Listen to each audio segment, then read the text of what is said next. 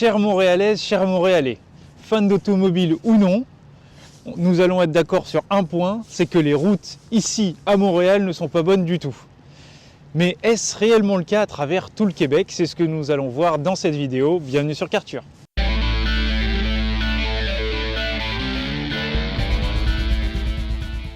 Tout d'abord, je vous invite à vous abonner à la vidéo, à la partager et surtout à la commenter. Donnez-moi dans les commentaires votre route préférée au Québec ou alors votre pire route au Québec.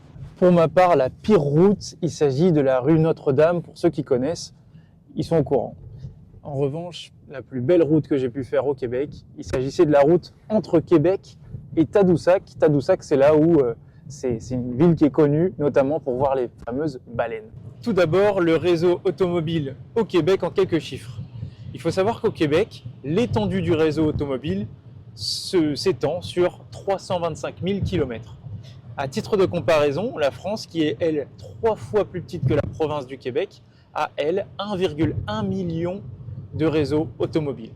Alors les routes québécoises se divisent en 3 grandes catégories. Il va y avoir des routes principales, il va y avoir des routes secondaires et il va y avoir des chemins dits forestiers. Les routes principales sont, comme son nom l'indique, principales, à savoir routes, autoroutes, qui elles s'étendent sur environ 31 000 km. Les routes locales sont quant à elles beaucoup plus présentes puisqu'elles vont s'étendre sur 107 000 km.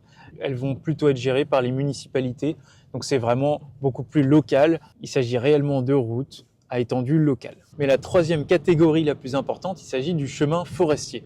Le chemin forestier, lui, s'étend sur 186 000 km. Donc on est à plus de la moitié des 325 000 km d'étendue de réseau automobile au Québec. Mais alors à quoi servent ces chemins forestiers? Ils servent principalement à relier des endroits qui sont un peu plus reculés au sein de la forêt, comme son nom l'indique. Mais ces chemins concernent majoritairement, par exemple, des zones qui comportent des ressources naturelles, comme par exemple des minerais, du pétrole, la forêt.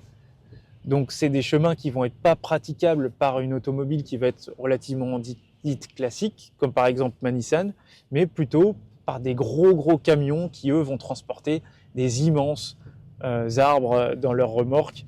Et c'est la raison pour laquelle vous devez absolument être bien équipé avant d'aller dans ce type d'endroit. Alors au Québec, les routes, c'est très simple. Quand il s'agit d'un panneau bleu, il s'agit d'une autoroute. Et quand il s'agit d'un panneau vert, il s'agit d'une nationale. Je vais maintenant vous partager 2 faits intéressants sur le réseau automobile au Québec. Selon vous, à quand date la première route Montréal-Québec? Eh bien, il s'agit d'une date qui est assez lointaine et assez récente pour le Québec, puisqu'il s'agit de 1734, la toute première route reliant Québec à Montréal. Autre fait assez intéressant, il s'agit de la toute première date à laquelle le déneigement en réalité a été créé. Eh bien, c'est beaucoup plus loin, puisqu'il s'agit de 1925. Alors, qu'est-ce qu'ils entendent par déneigement? J'en ai absolument aucune idée, mais on peut essayer de deviner pour savoir que c'est peut-être du déneigement lié à une dameuse qui va être réellement dédiée au déneigement des routes au Québec. Alors il y a une petite particularité avec le réseau automobile ici au Québec, c'est qu'il y a 2 péages. Et les 2 péages, il s'avère qu'ils sont sur l'autoroute 25 et l'autoroute 30. Et actuellement, moi je m'en vais en direction de l'un des 2 péages en question, puisqu'il s'agit d'un pont reliant Montréal-Est à Laval.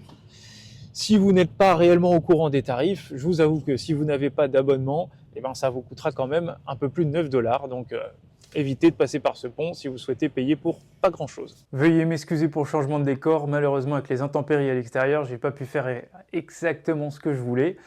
On va tout de suite parler maintenant de l'état des routes, puisque à Montréal, pour ma part, je vous avoue que je les trouve absolument exécrables. Alors pourquoi est-ce qu'il y a absolument un tas de nids de poules dans tous les endroits, dans tous les recoins de Montréal? C'est pour des raisons bien évidemment climatiques.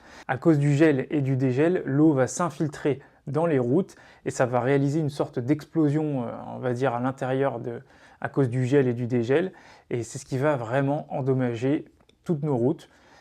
Vous ajoutez à ça un petit peu de sel, notamment durant la période hivernale, et là ça fait un cocktail explosif pour nos routes qui diminue drastiquement l'espérance de vie. Alors de quoi sont faites les routes ici au Québec?